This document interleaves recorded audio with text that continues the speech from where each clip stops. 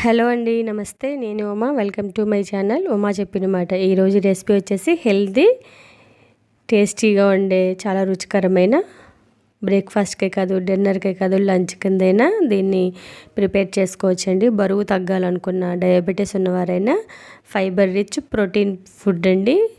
నల్ల శనగలతో చాలా ఈజీగా, పెద్దవారైనా తినగలేంత మెత్తగా, చాలా రుచిగా ఉంటుంది. ఒకసారి మీరు కూడా ట్రై చేయండి. ముందుగా ఒక బౌల్ తీసుకొని అందులో ఒక కప్పు నల్ల శనగలను వేసుకోవాలి.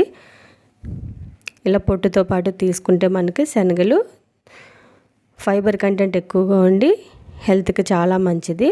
ఈ శనగల్ని 2-3 సార్లు శుభ్రంగా వాష్ చేసుకొని అప్పుడు నీళ్లు వేసి ఓవర్ నైట్ అయినా నానబెట్టుకోవచ్చు, లేదా ఒక 8 గంటలైనా నాననివ్వాలి. ఇప్పుడు మూత పెట్టేసి పక్కన ఉంచుకుందాము. ఈ శనగలు నానిన తర్వాత ఒక మిక్సీ జార్ తీసుకుని ఈ శనగల్ని అందులో వేసుకొని కొద్దిగా వాటర్ వేసుకొని వీలైనంత మెత్తగా రుబ్బుకొని తీసుకోవాలి.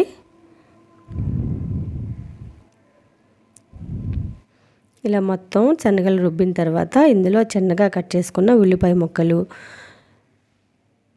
మెంతికూర చిన్నగా కట్ చేసుకుని వేసుకోవాలి. అలాగే కొత్తిమీరను కూడా చిన్నగా కట్ చేసుకుని వేసుకోవాలి.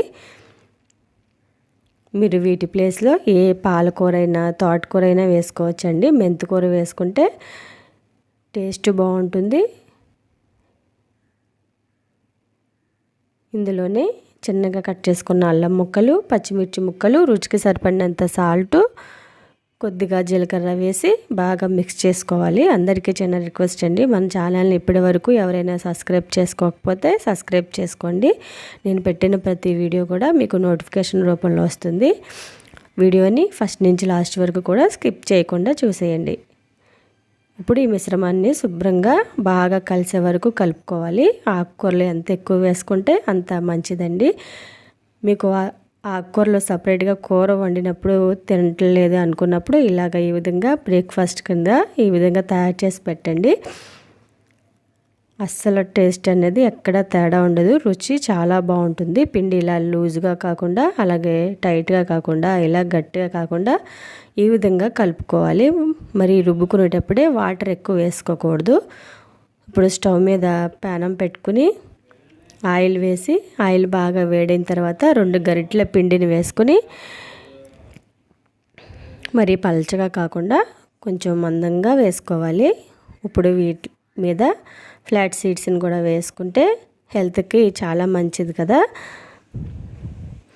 అట్లో వేసుకోవడం వల్ల తినేటప్పుడు క్రిప్సీగా చాలా రుచిగా ఉంటుంది.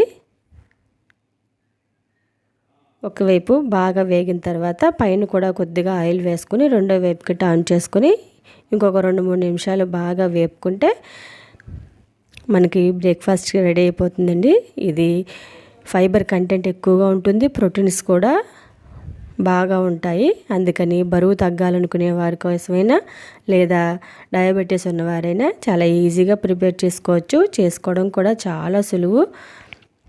పిండిని రుబ్బుకొని ఇలాగ అన్ని ఏ కూరగాయలు అయినా కలుపుకోవచ్చు, ఆకుకూరలైనా కలుపుకోవచ్చు. ఒకసారి ఈ విధంగా హెల్తీగా మీ బ్రేక్ఫాస్ట్ని రెడీ చేయండి. చాలా రుచిగా ఉంటుంది. ఈ విధంగానే మీ పిండిని అంతటిని కూడా ఇలాగ అట్టుల్లాగా వేసుకుని తీసుకోవాలి.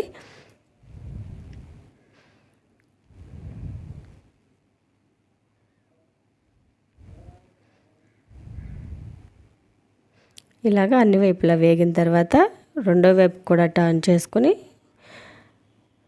అన్నిటినీ వేపుకొని తీసుకోవాలి. ఇంతేనండి, చాలా సులువుగా మనకి బ్రేక్ఫాస్ట్కే కాదు, లంచ్కే కాదు, డిన్నర్కే కాదు, రైస్ తక్కువ తినాలి అనుకునే వారికి ఈ విధంగా తయారు చేసుకోండి. రుచి మాత్రం చాలా బాగుంటుంది. దీన్ని పచ్చడి ఏమీ లేకుండానే అలానే తినేయచ్చు, అంత బాగుంటుంది. ఉల్లిపాయ నంచుకొని తింటే సూపర్గా ఉంటుంది. ఒకసారి ట్రై చేయండి. ఇదండి వీడియో. మీకు వీడియో నచ్చిందని అనుకుంటున్నాను.